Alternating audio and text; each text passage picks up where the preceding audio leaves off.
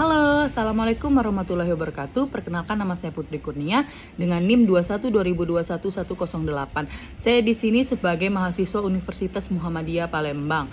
Saya di sini ingin menjelaskan tentang penyaluran dan pemberdayaan dana zakat. Baiklah, penyaluran dana zakat itu adalah proses mengalokasikan dana zakat kepada penerimanya yang memenuhi syarat. Tidaklah lain tujuannya adalah untuk memberikan manfaat yang optimal kepada penerima zakat. Ada beberapa metode penyaluran dana zakat, yaitu yang pertama, penyaluran langsung kepada individu penerima zakat. Yang kedua, itu adalah pendirian lembaga zakat yang menyalurkan dana zakat. Yang ketiga, yaitu program-program bantuan dan pengembangan masyarakat.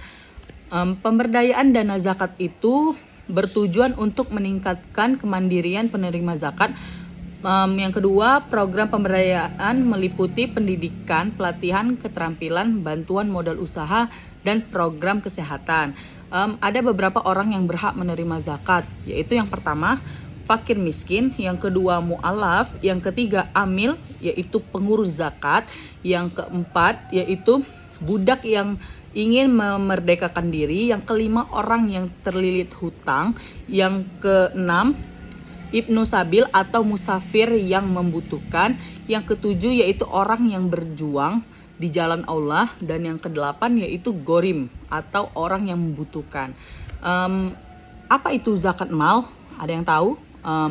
Zakat mal itu adalah zakat yang dikenakan atas harta atau kekayaan yang mencapai nisab atau ambang batas dan haul atau periode 1 tahun. Zakat mal itu memiliki peran penting dalam membagi kekayaan secara adil dan membantu kaum fakir dan miskin.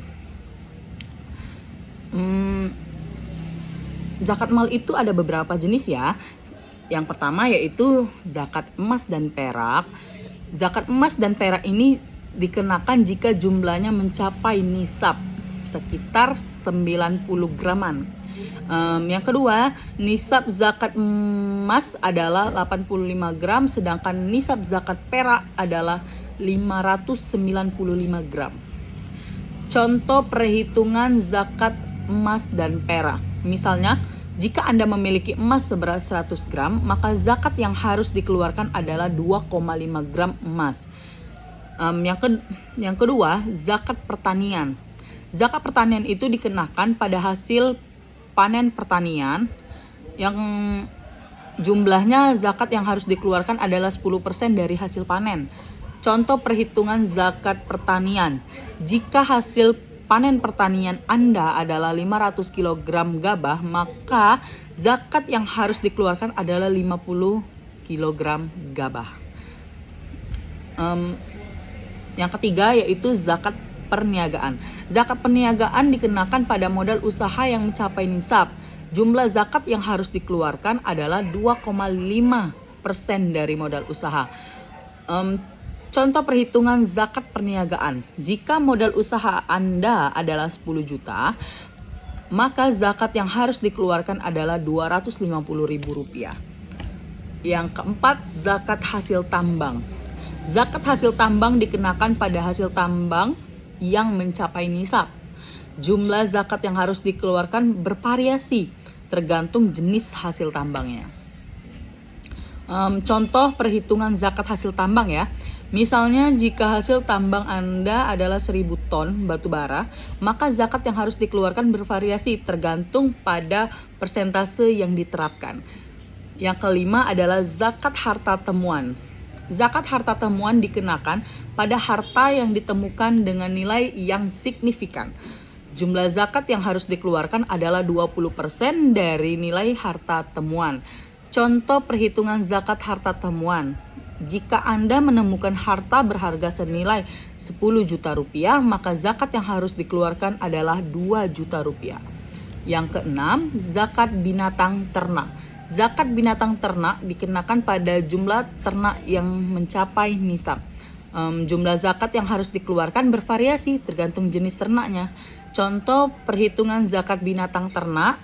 Jumlah zakat yang harus dikeluarkan bervariasi tergantung pada jenis dan jumlah ternak yang dimiliki. Yang ketujuh, zakat profesi. Zakat profesi dikenakan pada penghasilan dari pekerjaan atau profesi tertentu. Jumlah zakat yang harus dikeluarkan adalah 2,5% dari penghasilan profesional. Contoh perhitungan zakat profesi misalnya, jika penghasilan Anda selama 1 tahun adalah 50 juta rupiah, maka zakat yang harus Anda keluarkan 2,5% dikali 50 juta rupiah, yaitu 1.250.000 rupiah. Jadi kesimpulannya, penyaluran dana zakat dan pemberdayaan dana zakat adalah dua aspek penting dalam pelaksanaan zakat. Yang kedua, zakat mal meliputi zakat emas dan perak, zakat pertanian, zakat perniagaan, zakat hasil tambang, zakat harta temuan, zakat binatang, ternak, dan zakat profesi.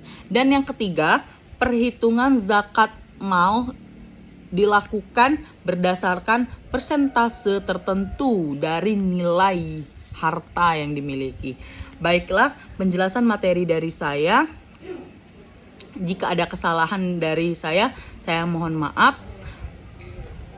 Wassalamualaikum warahmatullahi wabarakatuh.